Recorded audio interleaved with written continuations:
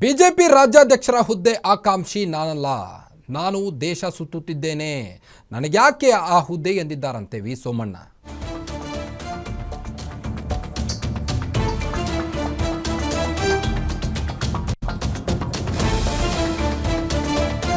BJP ರಾಜ್ಯಾಧ್ಯಕ್ಷ ಪಟ್ಟ ನನಗೆ ಬೇಡ, ಅದರ ಆಕಾಂಕ್ಷಿ ನಾನಲ್ಲ ಅಂದಿದ್ದಾರಂತೆ ವಿ ಸೋಮಣ್ಣ ಅವರು. ಕೇಂದ್ರ ಸಚಿವ ವಿ ಸೋಮಣ್ಣ ಅಂದಿರುವಂಥದ್ದು.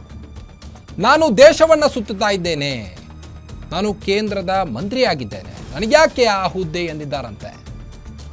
ನಾನು ದೇಶ ವಿದೇಶವನ್ನು ಸುತ್ತಾ ಇದ್ದೇನೆ, 10 ಕೆಲಸ ಮಾಡ್ತಾ ಇದ್ದೇನೆ.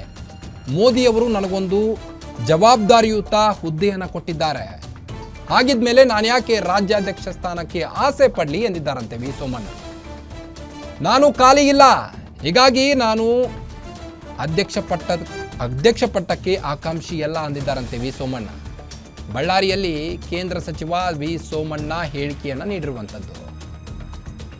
ಈ ಹಿಂದೆ ವಿ ಸೋಮಣ್ಣ ರಾಜ್ಯಾಧ್ಯಕ್ಷ ಪಟ್ಟಕ್ಕಾಗಿ ಆಸೆ ಪಟ್ಟಿದ್ರು ಅನ್ನೋ ಒಂದು ಮಾತುಗಳು ಕೇಳಿ ಬರ್ತಾ ಇತ್ತು. ಆದರೆ ಈಗ ಬಿಲ್ಕುಲ್ ಅದಕ್ಕೆ ಫುಲ್ ಸ್ಟಾಪ್ ಅನ್ನು ನೀಡಿದ್ದಾರೆ.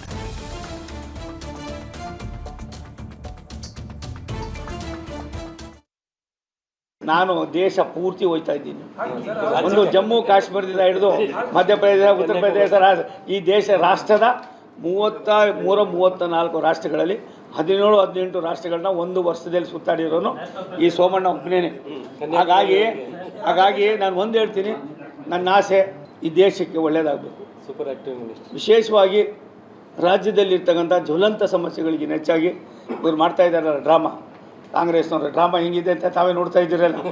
ಇದಕ್ಕೆ ಎಷ್ಟು ಮಟ್ಟಿಗೆ ಮುಕ್ತಿ ಕೊಡಬೇಕು ಅದೆಲ್ಲ ಹೈಕಮಾಂಡ್ ಯೋಚನೆ ಮಾಡ್ತದೆ. ನನಗೆ ಫಸ್ಟ್ ಕ್ಲಾಸ್ ಉದ್ಯೋಗ ಇದೆ, ಆ ಉದ್ಯೋಗದಲ್ಲಿ ನಾನು ತೊಡಗಿಸ್ಕೊಂಡು ನಾನು ದೇಶ ಪೂರ್ತಿ ಹೋಗ್ತಾ ಇದ್ದೀನಿ. ಒಂದು ಜಮ್ಮು ಕಾಶ್ಮೀರದಿಂದ ಹಿಡಿದು ಮಧ್ಯಪ್ರದೇಶ, ಉತ್ತರ ಪ್ರದೇಶ, ಈ ರಾಷ್ಟ್ರದ 34 ರಾಷ್ಟ್ರಗಳಲ್ಲಿ 17-18 ರಾಷ್ಟ್ರಗಳನ್ನ ಒಂದು ವರ್ಷದಲ್ಲಿ ಸುತ್ತಾಡಿರೋನು ಈ ಸೋಮಣ್ಣ ಒಬ್ಬನೇನೆ. ಹಾಗಾಗಿ ನಾನು ಒಂದು ಹೇಳ್ತೀನಿ, ನನ್ನ ಆಸೆ ಈ ದೇಶಕ್ಕೆ ಒಳ್ಳೆಯದಾಗಬೇಕು. ವಿಶೇಷವಾಗಿ ರಾಜ್ಯದಲ್ಲಿರ್ತಕ್ಕಂಥ ಜ್ವಲಂತ ಸಮಸ್ಯೆಗಳಿಗೆ ಹೆಚ್ಚಾಗಿ ಇವ್ರು ಮಾಡ್ತಾ ಇದ್ದಾರಲ್ಲ ಡ್ರಾಮಾ, ಕಾಂಗ್ರೆಸ್ನವ್ರ ಡ್ರಾಮಾ ಹೆಂಗಿದೆ ಅಂತ ತಾವೇ ನೋಡ್ತಾ ಇದ್ದೀರಲ್ಲ. ಇದಕ್ಕೆ ಎಷ್ಟು ಮಟ್ಟಿಗೆ ಮುಕ್ತಿ ಕೊಡಬೇಕು ಅದೆಲ್ಲ ಹೈಕಮಾಂಡ್ ಯೋಚನೆ ಮಾಡ್ತದೆ. ನನಗೆ ಫಸ್ಟ್ ಕ್ಲಾಸ್ ಉದ್ಯೋಗ ಇದೆ, ಆ ಉದ್ಯೋಗದಲ್ಲಿ ನಾನು ತೊಡಗಿಸ್ಕೊಂಡು